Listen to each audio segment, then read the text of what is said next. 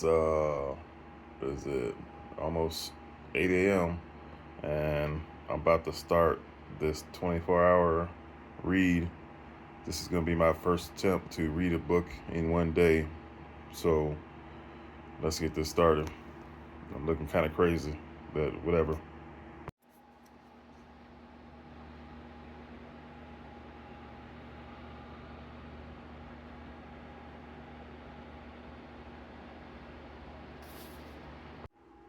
Alicia Burnson's life is seemingly perfect until one night when her husband Gabriel returns home late from work and Alicia shoots him 5 times in the face and then never speaks another word.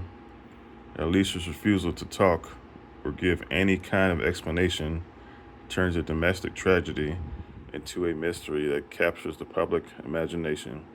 And she, the silent patient, is hidden away from the tabloids at the Grove, a secure psychiatric unit in North London.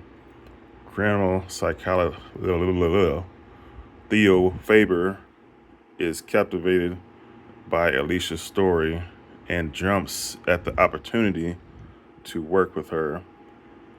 His determination is to get her to talk and unravel the mystery of why she shot her husband. Will take him down a path more unexpected and more terrifying than he ever imagined. You get to look at another unflattering angle of me, but whatever.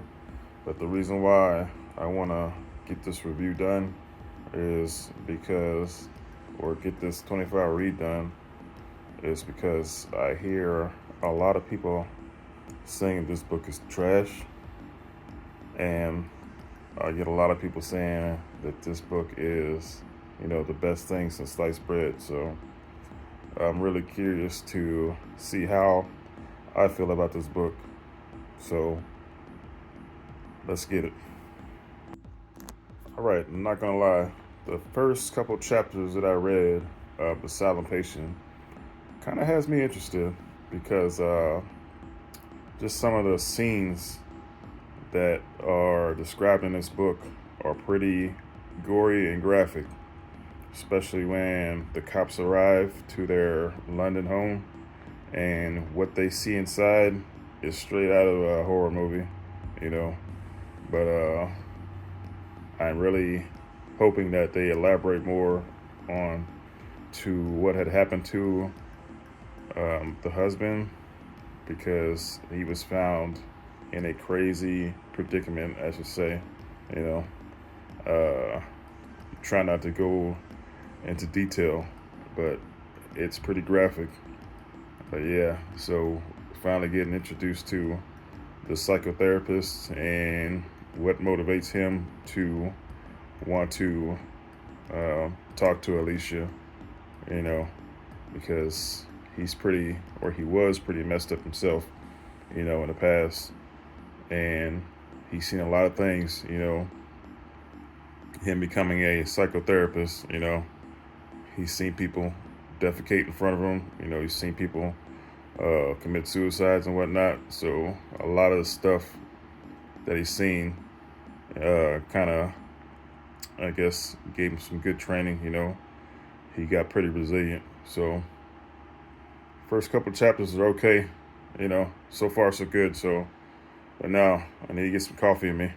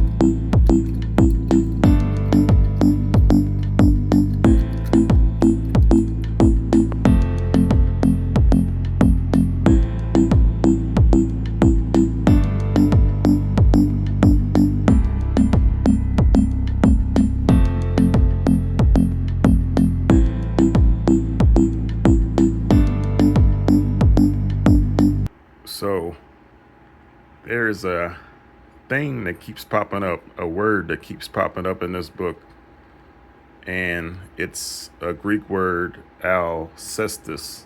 I think I said it right, and it keeps popping up. So there's got to be a reason for this, because in Alicia's artwork, she names it Alcestis, and it's from the Greek mythology. It means a queen who's a devoted wife. So I don't know, you know, but so far, some of the chapters are kind of, I don't know, what should I say? Kind of, I don't know, kind of boring. It's telling us about this place called the Grove, where, this is I guess, the loony bin where they're keeping all these people that are mentally ill. Um, Alice there. She had some incidents in the past where she got violent, you know. She got violent and tried to kill other patients. Also, she tried to kill herself. She has more scars, around her arms where she tried to slice her wrist. But now, Theo, the psychotherapist, he is starting to engage with her. He has no information right now about her, but he's trying to find out about her family because she's not talking right now. She hasn't spoken like 6 years. So the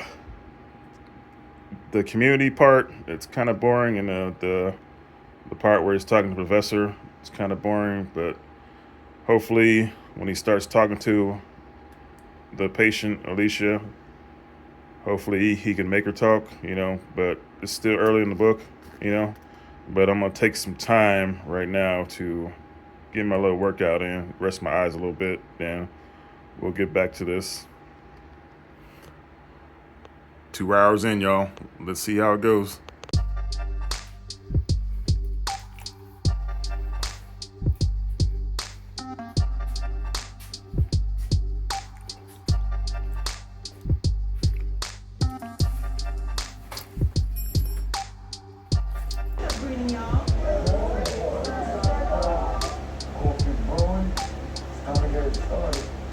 No talk until coffee is in my system.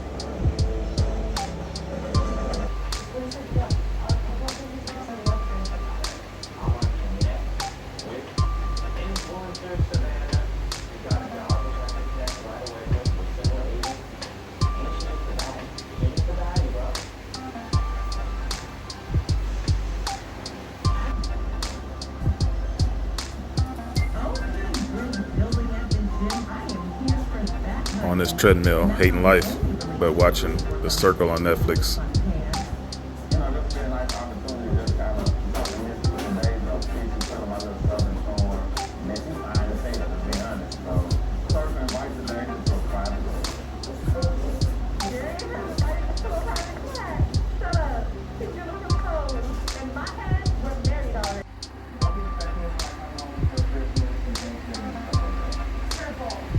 It's time for some breakfast, y'all.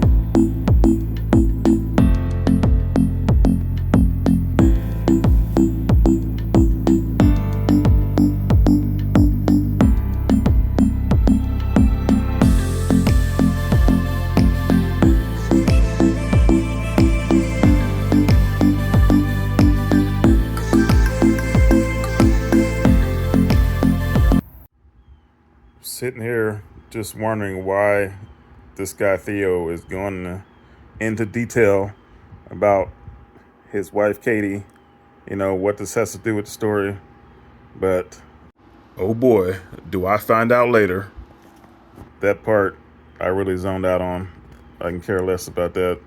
I just want to get to some juicy stuff. But finally, I think I got something juicy. I think this is Alicia's diary, and it says something about her mother and what she did. You know, I found that interesting. Did her mother try to kill her, or did her mother just try to kill herself? Interesting. So, quick update.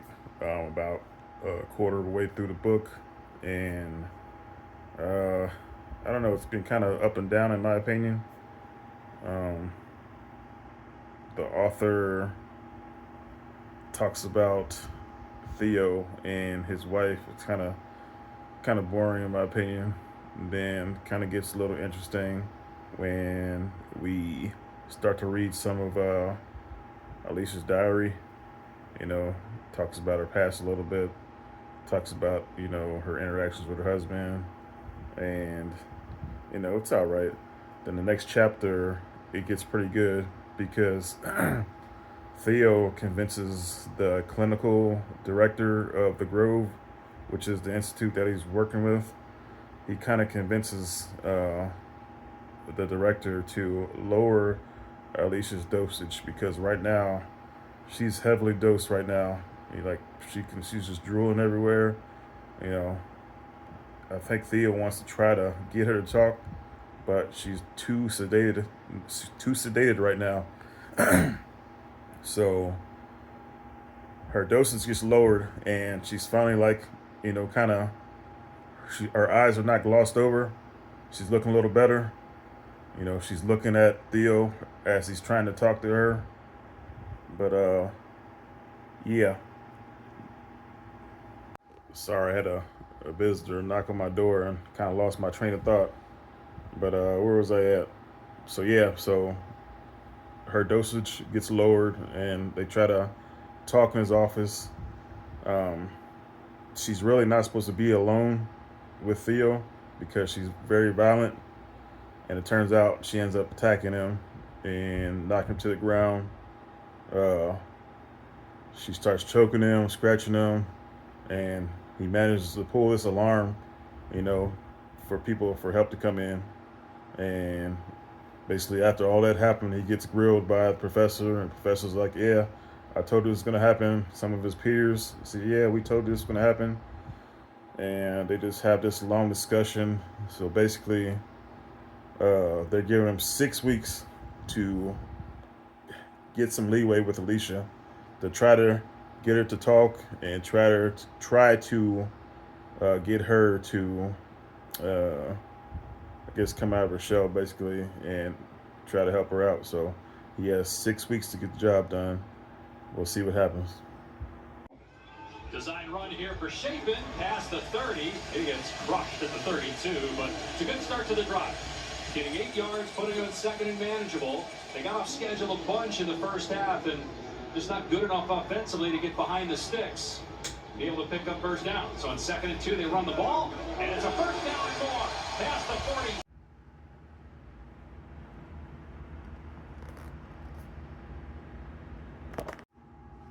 So y'all, I'm about halfway through with this book, and so far, I'm enjoying it. Two main characters, Theo and Alicia, they kind of have similar pasts. They both have issues with their fathers. They both have issues with their marriage, and I think that's what kind of, in some way, draws them together. Yeah, I think this is more like turning to be like an investigation. Theo, that is, he's trying to find out more about Alicia because she's not talking. She's still not talking.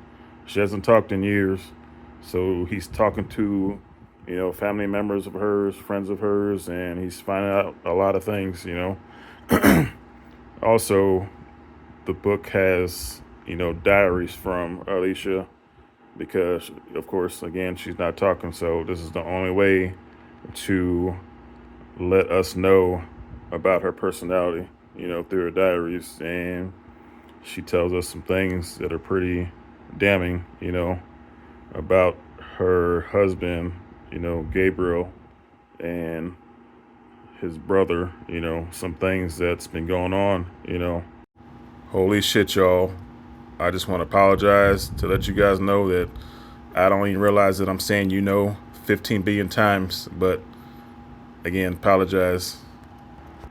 It's been kind of interesting. So, like I said, I'm about halfway through. So, let's hope the last half of this book is pretty good. So far, so good for me. I'm digging it. Also, I can see why some of y'all, ain't really digging this book because I'm not gonna lie, it's a slow burn, but you have to give it a chance. Don't be quick to write it off. But it's interesting. I'm digging it. So I'm gonna go ahead and continue, and hopefully I won't get disappointed. Sometimes that happens. I'll enjoy a book, then halfway through, it just, shits the bed. But hopefully this won't.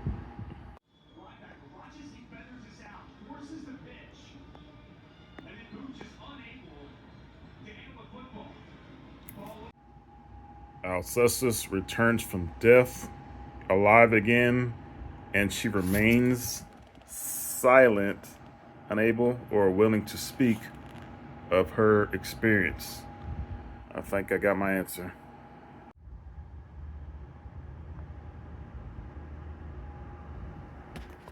So I believe I'm a third of the way through this book, and nothing has changed. This book still has my interest.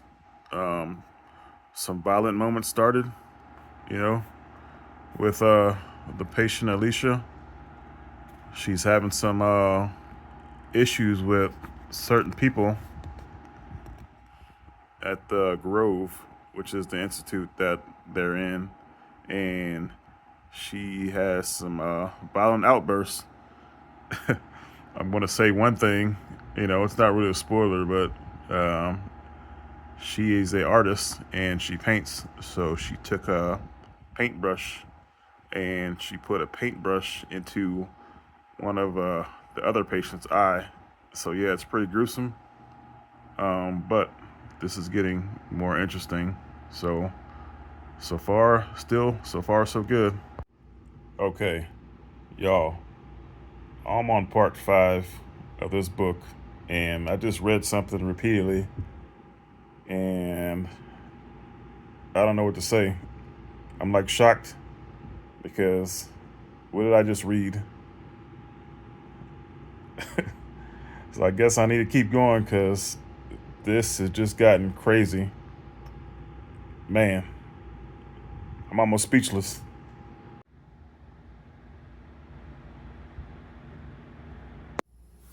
Y'all, man, I just finished The Silent Patient, and what can I say?